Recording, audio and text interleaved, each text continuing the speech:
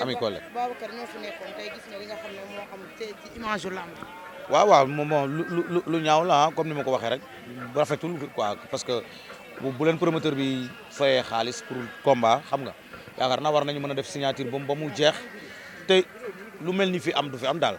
mais enjeu combat bi est-ce que tollu woon na fi tey lacrymogène yi nga xam ne tàkk na ak leneen. waaw combat lu mu am enjeu bi defe naa nañ ko def ci enjeu wu sportif quoi bañ ko def ci enjeu wu ay xeex ak jàppanteeg fëkkanteeg jàppal bàyyil quoi bàyyi lacrymogène ak yooyu di tàkk quoi parce que amul njëriñ parce que sport la ñuy def quoi nañ ko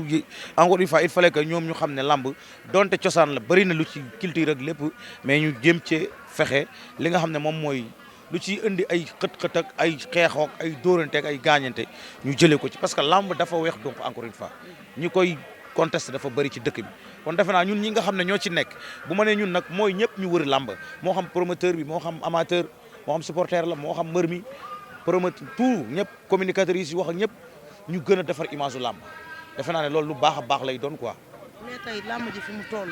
ñu gis Zarko mu ñëw kenn jóge fee këf mbaxanam bu mu indi fi tey xeex bu métti tey noo gisee la. waaw loolu moom dèjà mën na ñàkk ah moom mën na ñàkk parce que yooyu yëpp mën na ñàkk parce que li tax mooy bon ci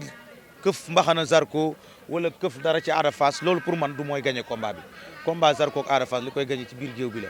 te ñoom ñaar mbër yu am méritu bëre bi bés lañu kon dèjà ñi leen di gunge nañ leen gunge ci fair play rek gunge leen ci xam ne sport la ñuy def parce que Fass ak Grand Yoff ak